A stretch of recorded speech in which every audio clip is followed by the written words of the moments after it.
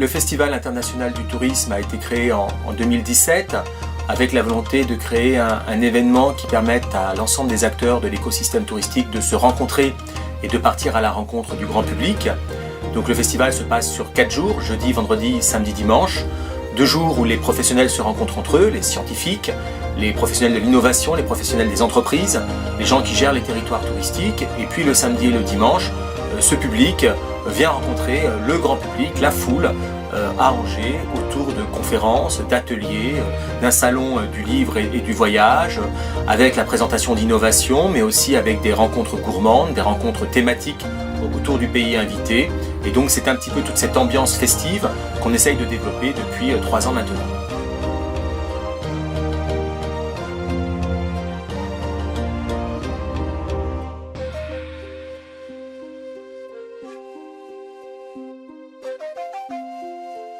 On a à la fois les rendez-vous de chaque année, je viens d'en parler, avec les rencontres gourmandes, les rencontres thématiques autour du tourisme, et cette année en Chine.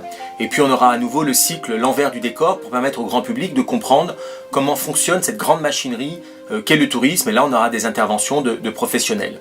Dans les nouveautés cette année, la partie artistique sera beaucoup plus importante, avec la venue d'une dizaine d'artistes chinois qui exposeront à Angers pendant toute la durée du festival et qui nous permettront donc de rencontrer cette culture multimillénaire pour comprendre un petit peu ce qui se produit aujourd'hui en Chine comme type d'art et quels sont les artistes aujourd'hui qui comptent en Chine.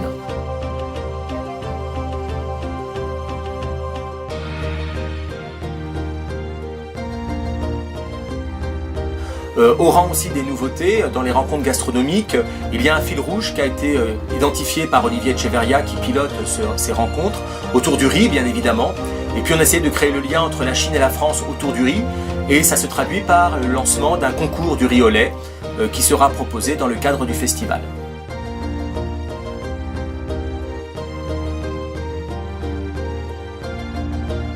L'idée du festival, c'est de poursuivre son développement à travers bien évidemment des conférences et des rencontres de plus en plus nombreuses, et puis d'être dans le renouvellement aussi des destinations. Donc dès 2020, nous accueillerons le Mexique. Et cette idée est en permanence de développer des moments festifs, nouveaux, d'agréger de plus en plus de monde, puisque c'est un festival ouvert, puisque finalement les maîtres mots du festival, c'est inclusif, international et intelligent.